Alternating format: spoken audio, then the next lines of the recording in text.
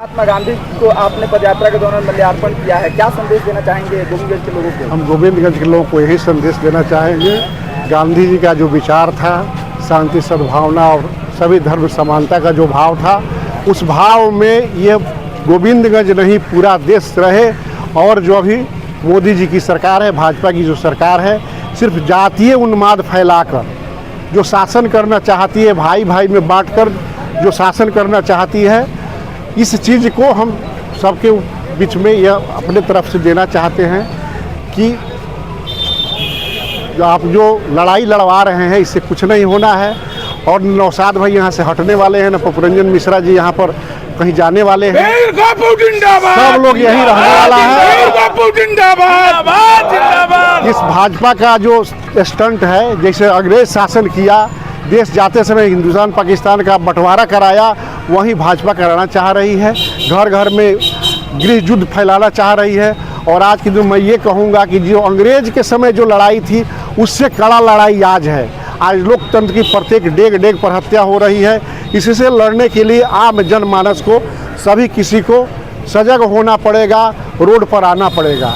अभी जो भाजपा की सरकार जो है, चुनाव आयोग को एजेंडा रखकर 1 महीना के अंदर कर दी है कि 8 करोड़ बिहार की जो जनता है, 8 से 9 करोड़ के बीच में जो जनता है, जो वोटर लिस्ट में नाम है, इसका वेरीफाई करके और प्रकाशन करने का आपसे मैं क्वेश्चन करता हूं, क्या इतना मशीनरी बिहार सरकार के पास है कि सबका सर्टिफिकेट लेकर वेरीफाई कर ले? और यहाँ से 2 से 2.5 करोड़ बिहार के लोग बाहर में पंजाब, हरियाणा, उत्तराखंड, दिल्ली, मद्रास, कर्नाटका में जाकर नौकरी करते हैं। उन लोगों का वोटर लिस्ट में नाम का क्या होगा, जबकि फॉर्म पर दस्तखत करके उनको देना है, खुद प्रेजेंट रहना है। बहुत लोगों का वोट काटने का और ये चुनाव आयोग को हथकंडा बनाकर ये पुनः बिहार पर कब्जा करने की जो नियत है, डबल इंजन सरकार मोदी जी की सरकार का, इसका हम लोग पुरजोर विरोध करेंगे। और एक भी हम लोग कोशिश करेंगे कि भी आदमी का नाम नहीं कटे। अगर काटने का साजिशन प्रयास किया जाएगा तो आंदोलन रुकेगा नहीं, बिहार से ही आंदोलन दिल्ली तक पहुंचेगा। इसके लिए हम लोग महागठबंधन के सभी साथी सजग। जो एनडीए जो है लगातार नीतीश कुमार योजना लॉन्च कर रहे हैं, कभी पेंशन बढ़ा रहे हैं, कभी मतलब कि आप बिहार में पेंशन की बात मत करिए। 400 रुपया जो वृद्धा पेंशन था, विधवा पेंशन था, जो अल्पाहिज का जो पेंशन था, इन लोगों का पेंशन कितना दिन से कांग्रेस 400 रुपया दी थी, उस समय से दिया हुआ, राजीव जी के समय का दिया हुआ पेंशन है, जो आज कंटिन्यू कर रहा था। हमने कहा कि 1500 हम करेंगे, तो उन्होंने अनाउंस किया कि 1100 हम देंगे। इसके पहले कहाँ सोए हुए थे। और आप उदाहरण के रूप में देख लीजिए, महाराष्ट्र में उन्होंने कहा, दिल्ली में उन्होंने कहा, जहाँ भी चुनावी स्टंट है।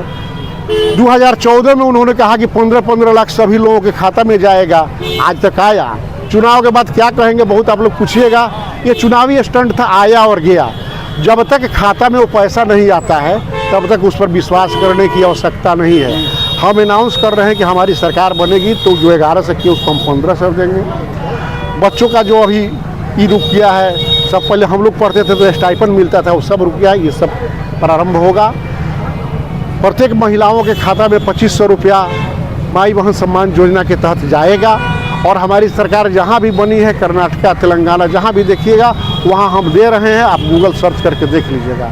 तो हम लोग अनाउंस झूठा नहीं करते हैं, हम लोग जो बोलते हैं वो करते हैं। राहुल जी जो बोलते हैं, काफ़ी आप लोगों से आस लगाए बैठी है, आपसे खास करके क्या कुछ गोविंदगंज को सौगात मिलेगा अगर आप सत्ता में आते हैं? सत्ता में आते तो गोविंदगंज का विकास होगा, यहाँ कुछ इस ढंग का काम होगा जिससे युवाओं को रोजगार मिले। जो यहाँ के नौजवान बाहर जा रहे हैं, अभी 19 तारीख को हमारे कांग्रेस के द्वारा पटना में एक ये जो कह रहे हैं रोजगार मेला का आयोजन किया जा रहा है। हम लोग सभी नौजवानों को उसमें रजिस्ट्रेशन कराएंगे, वो कोशिश करेंगे अधिक से अधिक लोगों का नौकरी हो।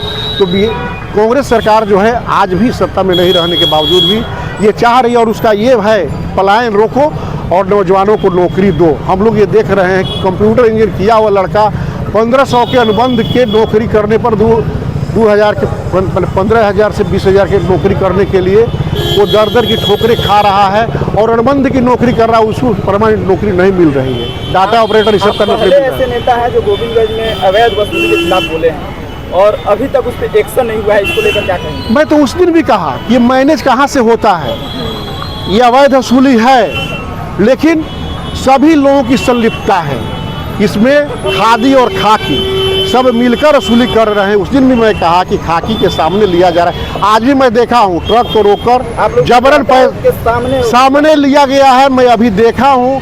लेकिन किससे कहिएगा, न्याय किससे मांगिएगा?